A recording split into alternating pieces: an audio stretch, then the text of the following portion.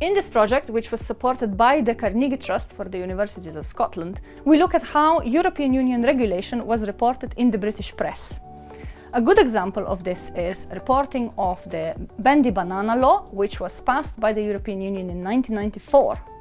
And it later became, in the British press, as one of the most core symbols that kind of communicated the silliness of the European Union regulation, because if you regulate something like banana, then what else comes next?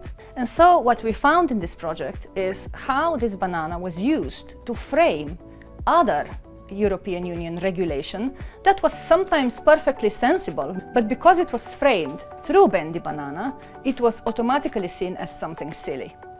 Dr. Mary Irwin, who was a research assistant on this project, looked through all British press between 1994, when this banana regulation comes into force, and 2020, when our project more or less starts. And she was looking for occurrences of Bendy Banana and the ways in which Bendy Banana was talked about in the press, and in association to that, ways in which European Union was discussed and described in text.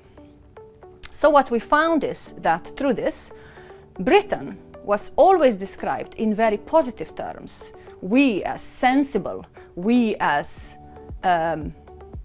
people who understand that this kind of regulation is completely silly.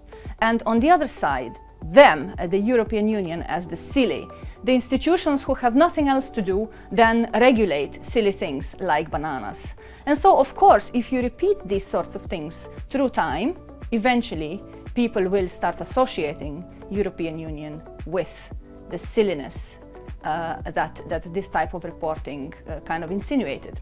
And of course, ways in which we use language matters, because the way we describe things will make us think in specific ways.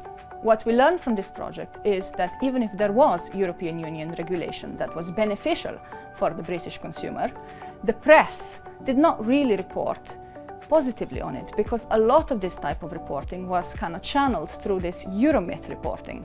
And when you do this for so many years, Britain joined the European Union in 1973, for example, and this kind of Eurosceptic press really was going on for all these decades, then people who read these newspapers really start thinking that this is really the case. So in this context, and this is also what other research shows, the vote for Brexit wasn't so surprising.